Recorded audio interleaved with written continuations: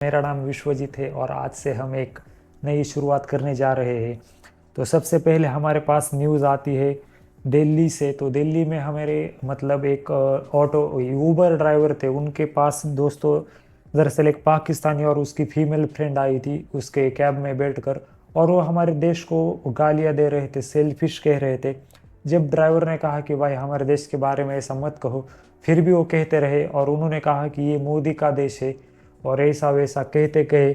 और उसके बाद दोस्तों उस ड्राइवर ने उनको बीच रास्ते में ही रोक कर उनको गाड़ी से धक्के मारकर बाहर निकाल दिया। क्या उसने ये सही किया? आप कमेंट सेक्शन में ज़रूर बताइए। तो बढ़ते हैं अभी नेक्स्ट अपडेट की तरफ से। तो अपडेट आ रहा है दोस्तों हमारे पास यहाँ पर बांग्लादेश में जो ये चल रहा है आंदोलन, जो कि उनके मतलब वो क्या वहाँ पर क्या आंदोलन चल रहा है, मैं आपको शॉर्ट में समझाने के प्रयास करता हूँ। एक्चुअली में बांग्लादेश में जो आर्मी वाले थे उनको वहाँ पर रिजर्वेशन मिलती थी सरकारी नौकरी के लिए। तो उसके बाद उन्होंने कहा कि वो मतलब जो बांग्लादेश की जो स्थापना हुई थी उस टाइम पर जो सोल्जर्स बांग्लादेश की तरफ से लड़ रहे थे उनको आरक्षण मिला था सरकारी नौकरी में, फिर उनके बच्चों को दे दिया। अब सब कुछ क्लियर होने के बाद उनके बच्चे के बच्चों को भी आरक्षण दे दिया है, मतलब उनके ग्रैंड चिल्ड्रन को। उसके लिए मतलब उसकी वजह से वहाँ पर आंदोलन चल रहा है। लेकिन इन सब आंदोलन के बीच में दरअसल क्या हो रहा है कि कुछ ऐसे लोग हैं जो कि वहाँ रहने वाले हिंदुओं पर अत्याचार कर रहे हैं।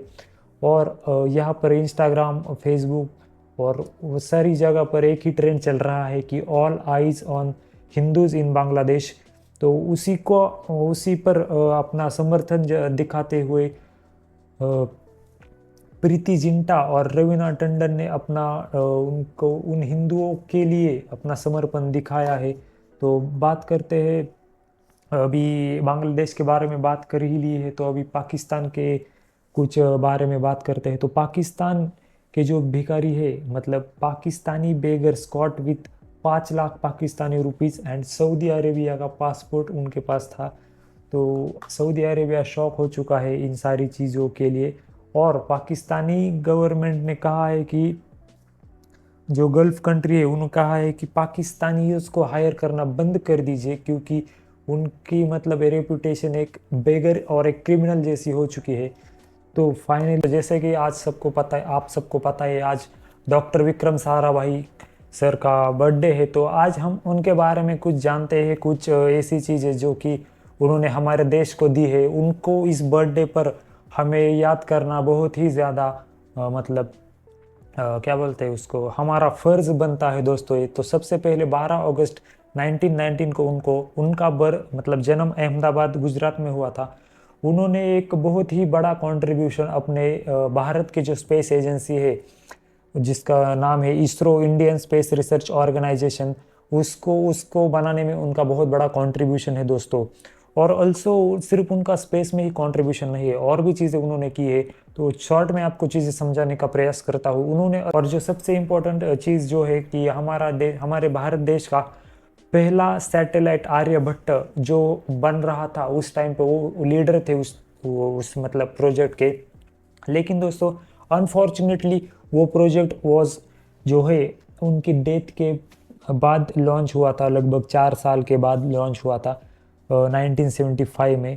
लेकिन सिर्फ स्पेस में ही नहीं बल्कि आउट ऑफ स्पेस, मतलब जो बाकी की जो डेवलपमेंट है उसमें भी उनका बहुत बड़ा हाथ है। For example Indian institute of management IIM जो कि अहमदाबाद में है या और बेंगलोर में है, ये दोनों चीज़ें मतलब दोनों इंस्टीट्यूट बनाने में उनका बहुत बड़ा कंट्रीब्यूशन है। और अनफॉर्चुनेटली 30 दिसंबर 1971 को वो हम सब के बीच से चले गए। लेकिन दोस्तों आज उनके इस जन्मदिन की मतलब जन्मदिन के दिन पर हमें एक शपथ लेनी चाहिए कि हम भी अपने देश के लिए कुछ ना कुछ कंट्रीब्यूशन ज़रूर करेंगे दोस्तों। अब बात करते हैं दोस्तों पेरिस में जो हमारे ओलंपिक्स की जो मतलब स्पोर्ट्स का जो हो रहा था, तो उसके बारे में कुछ अपडेट्स के बारे में बात करते हैं। तो किसने कितने मेडल्स जीते ये यहाँ पर दोस्तों देख सकते हैं। नंबर 1 पर आ रहा है यूनाइटेड स्टेट्स जिसने टोटल 126 और उसमें से 40 गोल्ड मेडल्स यूनाइटेड स्टेट्स ने जीते हैं और 44 silver 42 bronze medals United state ने जीतकर पूरे वर्ल्ड में फर्स्ट नंबर इन्होंने अपना लिया है। दूसरे नंबर पर दोस्तों आ रहा है चाइना। चाइना ने total 40 gold medal, 27 silver medal और 24 ब्रॉन्ज मेडल के साथ टोटल 91 मेडल्स जीते हैं। तीसरे नंबर पर दोस्तों है जापान, जिसने टोटल 20 गोल्ड मेडल और 12 सिल्वर मेडल, 13 ब्रॉन्ज मेडल के साथ 45 टोटल इन्होंने मेडल्स जीते हैं। अभी दोस्तों हमारा अनफॉर्चुनेटली भारत के पास एक भी गोल्ड मेडल नहीं आया, लेकिन हमारे जो डिजर्विंग गोल्ड मेडलिस्ट थे विनेश फोगाट जो थी, उसको दोस्तों सिर्फ 100 ग्राम की वजह से डिस्क्वालीफाई करने की वजह से उन्होंने दोस्तों मतलब उनका एक अंदर से आत्म कॉन्फिडेंस टूट गया दोस्तों, और बहुत ही नाइंसाफ़ी हुई है उनके साथ।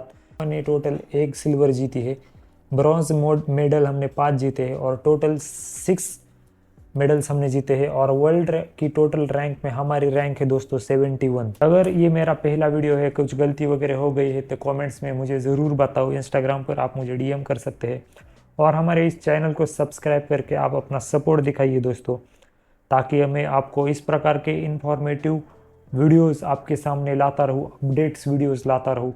साथ ही साथ दोस्तों मैं नीट एस्पिरेंट्स के लिए भी वीडियोस बनाता रहता हूँ, साथ ही साथ चैलेंजेस और सारा मतलब ऑलराउंडर चैनल है दोस्तों हमारा, मतलब एक प्रकार से बहुत ही बढ़िया चैनल है। तो बात ओलंपिक्स की हो ही रही है तो दोस्तों यहाँ पर कुछ और भी अपडेट्स मैं आपको देना चाहता हूँ कि 1908 में जब ओलंपिक में गोल्ड मेडल मिलता था तो उसमें 100% गोल्ड होया करता था, मतलब होता था। लेकिन आज 2024 में जब गोल्ड मेडल जो बनता है उसमें सिर्फ और सिर्फ 1% ही गोल्ड होता है। और एक बात गोल्ड मेडल की आ ही रही थी, यूनाइटेड स्टेट के एक्स प्रेसिडेंट डोनाल्ड ट्रंप जी ने एक यहाँ पर बयान दिया है। उन्होंने कहा है कि गॉड ने सिर्फ 2 ही जेंडर बनाए हैं, मेल और फीमेल। इस पर आपकी क्या राय है दोस्तों, मुझे कमेंट सेक्शन में ज़रूर बताना। चैनल को सब्सक्राइब करिए, लाइक करिए, और कमेंट में आपको कैसा लगा ये वीडियो, और क्या आपको इस प्रकार के वीडियो देखना पसंद है तो मुझे प्लीज़ कमेंट्स में बताइए। तो मिलता हूँ आपको नेक्स्ट वीडियो में। इस वीडियो पर कैसा रिस्पांस आता है, या फिर 4-5 वीडियो बनाता हूँ मैं और उस पर ओवरऑल रिस्पांस देखकर क्या हमें ये सीरीज़ कंटिन्यू करनी चाहिए, इस चीज़ पर मैं सोचता हूँ। और मिलते हैं आपको नेक्स्ट चीज़ मतलब एपिसोड में। तो आज डॉक्टर विक्रम साराभाई जी का बर्थडे है, तो उनको मतलब उनकी जन्म का दिन है आज, तो प्लीज़ आप भी उनसे कुछ इंस्पिरेशन लेकर अपने देश के लिए कुछ कंट्रीब्यूशन ज़रूर करें। मैंने भी ठान लिया है कि जितना भी मेरा यूट्यूब से रेवेन्यू आएगा उसका 50% में एक जिनके पास घर नहीं है, होमलेस है, या और मतलब 25% होमलेस पर और 25% स्ट्रीट डॉग्स पर मैं खर्च करने वाला हूँ। तो ये आपको कॉन्सेप्ट कैसा लगा ये मुझे ज़रूर बताना। तो मिलते हैं नेक्स्ट ब्लॉग में, तब तक के लिए जय हिंद, वंदे मातरम, भारत माता की जय।